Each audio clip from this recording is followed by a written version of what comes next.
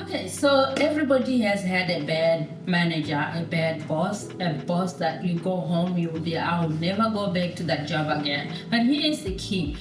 When you have that person, you are not going to change them unless that person goes back to training and come back and be your leader. So you want to listen to how we make good leaders. Training is key. Yeah, training is key, and it's constant, it's continuous. Identifying the gaps. There's always a gap when you have a new hire. There's a gap between what happened in the interview process, between what the person said they could do and what they can actually do.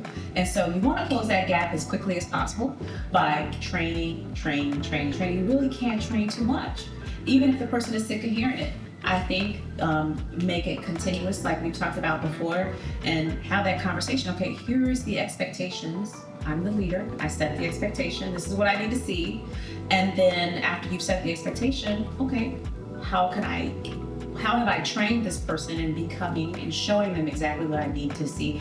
I think side by side, hands-on, one-on-one training, making sure that that's with a good person, a good nurse that's actually training them, that does a good job, and you really want to see that same behaviors duplicated.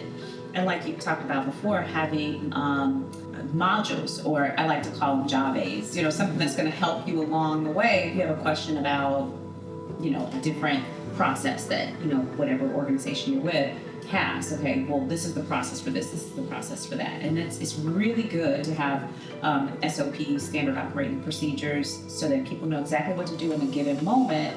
And then also staying in constant contact with new hires, checking in as a leader to see, hey, how did training go? What was this like? What could we do better? What can we do differently? What did you like?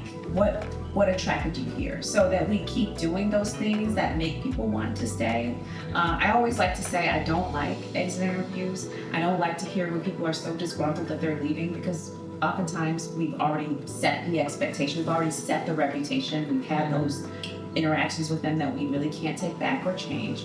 I like to talk to people who have stayed, who are committed to us, who, say, okay, I want to stay, this is what you are doing right, but you know what, we really could do some more recognition. I went above and beyond and I didn't get this particular award and I thought I should have gotten it, or whatever's happening, and making sure that you are in constant communication, not just one way, but two ways.